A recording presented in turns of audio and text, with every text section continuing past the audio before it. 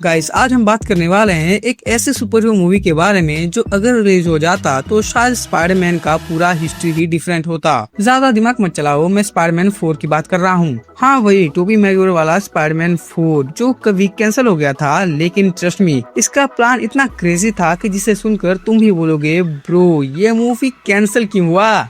Guys it's cosmic here. Well ये start होता है 2007 में, जब मैं 1 साल का हुआ था तब स्पाइडरमैन 3 रिलीज हुआ और मूवी ने बॉक्स ऑफिस पे तबाही मचा दी। वर्ल्ड वाइड $895 मिलियन कमा के। बट फैंस काफी डिवाइड थे, किसी को वेनम पसंद आया, किसी को नहीं, और किसी को टोबी मैगवायर पसंद आया और किसी को बहुत ही क्रेजी लगा। और ऑनेस्टली सबसे बड़ा प्रॉब्लम था टू मैनी विलेंस। लेकिन फिर भी डायरेक्टर सैम रेमी एक लास्ट स्पाइडरमैन मूवी बनाना चाहते थे, एक ऐसी मूवी जो ट्रिलॉजी को परफेक्ट एंड करता, जैसे द लोगन मूवी। और बिलीव मी इसका कॉन्सेप्ट बहुत ही इंसेन था। सबसे पहले मूवी का विलन होने वाला था वल्चर और उसका रोल प्ले करने वाले थे जॉन माल्कोविच। अगर तुम एमसीयू वाला वल्चर इमेजिन कर रहे हो तो नहीं, रेमी का vulture pure old school comic style होने वाला था। Green feather, giant mechanical wings, creepy old man vibe के साथ। मतलब देखते ही लगे कि ये बंदा डेंजरस है और स्पाइडरमैन की कैके ले लेगा। और यहाँ एक इंटरेस्टिंग फैक्ट भी है, सैम रेमी इनिशियली विलन को थोड़ा सा वेड और कॉमिक बुकी बनाना चाहते थे, इसीलिए तुम देखते होगे कि उनका डॉक्टर ऑक्टोपस और ग्रीन गॉब्लिन सबसे रियलिस्टिक होने के साथ साथ थोड़े ओवर द टॉप भी लगते हैं। और वही फीलिंग्स वल्चर में भी होने वाला था। बट वेट, अभी एक ट्विस्ट बाकी है ना भाई। मूवी में फेलिसिया हार्डी भी होने वाले थे, यस ब्लैक कैट। लेकिन यहाँ रेमी एक अलग एक्सपेरिमेंट करने वाले थे।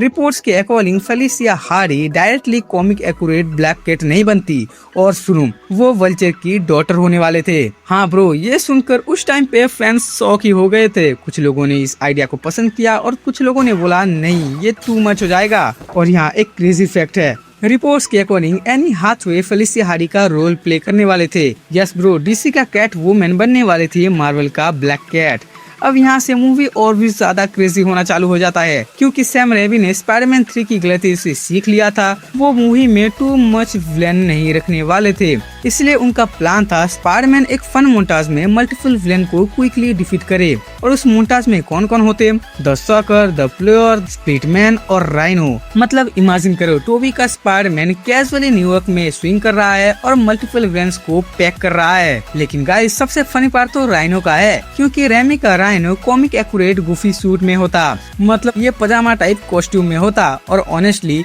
यस, मैं इसे लाइव एक्शन में देखना चाहता हूँ। वेल रेमी कभी भी कॉमिक की वेडनेस से भागते नहीं थे, वो उसे एम्ब्रेस करते थे, इसीलिए उनका स्पाइडरमैन मूवी और भी ज्यादा यूनिक लगता है। और अब सुनो सबसे लेजेंडरी डिटेल्स, ब्रूस कैम्पबेल। अगर तुमने रेमी की ट्रिलॉजी देखी है, जो तुमने ऑब्वियसली देखा ही होगा, तो तुमने नोटिस किया होगा कि ये बंदा हर स्पाइडरमैन मूवी में कैमियो करता है। स्पाइडरमैन 1 में रेसलिंग अनाउंसर, स्पाइडरमैन 2 में थिएटर वाला बंदा, स्पाइडरमैन 3 में फ्रेंच वेटर। बट रेमी का सीक्रेट प्लान था कि स्पाइडरमैन 4 में रिवील होता कि ये बंदा और कोई नहीं, एक्चुअली मिस्टीरियो था। ब्रो इमेजिन करो, इतनी सालों का कैमियोस और फिर boom, he was Mysterio all along. और फन फैक्ट, ब्रूस कैम्पबेल ने खुद कंफर्म किया था कि रेमी उनके साथ मिस्टीरियो का कैरेक्टर को डिस्कस किया था। मतलब ये सिर्फ फैन थ्योरी तो नहीं था, ये एक्चुअली रियल में भी होने वाला था। लेकिन फिर सब कुछ बिखर गया। सोनी मूवी को जल्दी रिलीज करना चाहता था, लेकिन सैम रेमी स्क्रिप्ट में फुल्ली हैप्पी नहीं थे। वो स्पाइडरमैन 3 जैसे सिचुएशन रिपीट नहीं करना चाहते थे, और इसी क्रिएटिव डिफरेंस के चलते 2010 में स्पाइडरमैन 4 ऑफिशियली कैंसिल हो गया।